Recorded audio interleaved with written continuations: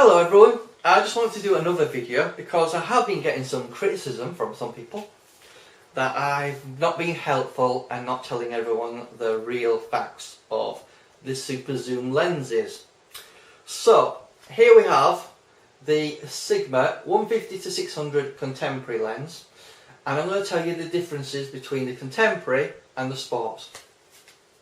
I could go through the technical jargon, but I think most people just want to know the layman terms of the differences. So basically, in the contemporary you have one FLD low dispersion element and three SLD special low dispersion elements. And in the sports, the main difference is you get two FLD low dispersion elements. And if you're not sure what the FLD low dispersion elements mean, is it's equivalent to Canon's fluorite elements basically, which basically help prevent ghosting and allows you to get a clean image even when aiming the lens near or directly at sunlight, which should in theory basically reduce the likelihood of a huge amount of flaring basically.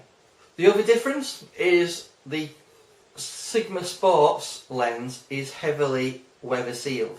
Now let me just show you the contemporary lens. If I can just take the lens off for you. I don't know if you can see there, but if you can see on the video, there's a rubber gasket going all the way around, and you get that on the sports, but you also get heavy duty weather sealing on the front element as well. Obviously there's a filter on there, but you do get heavy duty metals all the way around, and that's another one of the main key things with the sport lens, is the construction is mainly metal. This contemporary one, a lot of the construction elements of the actual construction of the lens is plastic. A lot of plastics is used until it gets to the near end there where it's metal. So if you're wondering what the main differences are, is basically on the contemporary and the Tamron it's 95mm filter thread, and on the sport it's 105mm. And your main difference is going to be build quality and weather sealing. At 600mm the sports lens is a bit sharper. I've done some tests to compare that, feel free to look at those videos. But generally speaking, if you keep your contemporary version at 500mm or below, it's just as good as the sport. I've done some tests and I've tried comparing images. Even at 600mm, the difference is so minute in terms of image quality, it is really hard to notice. Even if you crop in at 200%, you will struggle to notice the difference.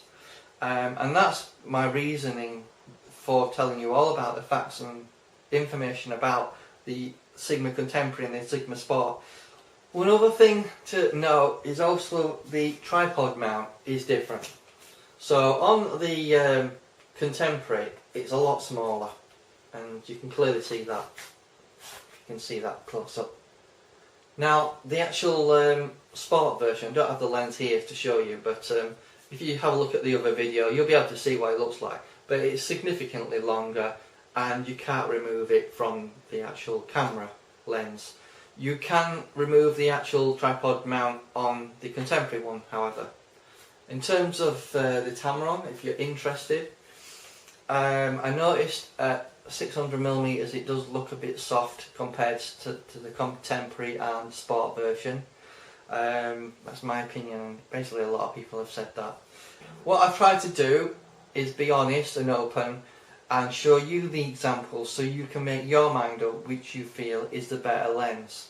Regarding aperture, well, what I found is with the contemporary lens at 387mm it retains its 5.6 aperture.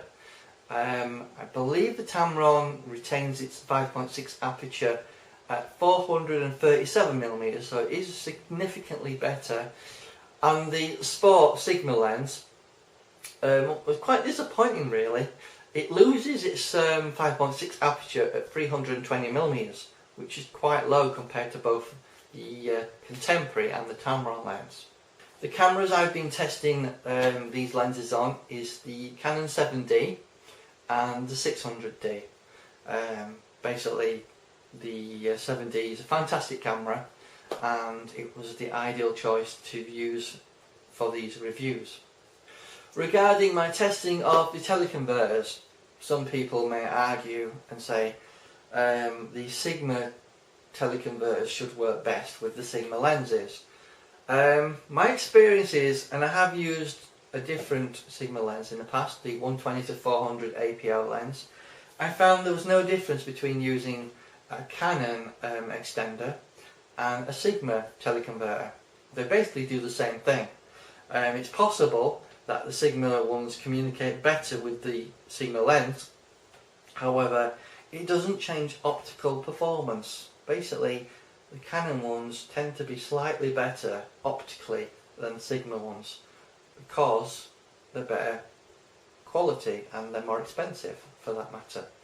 There's a reason Canon teleconverters are at least twice the price of a Sigma one.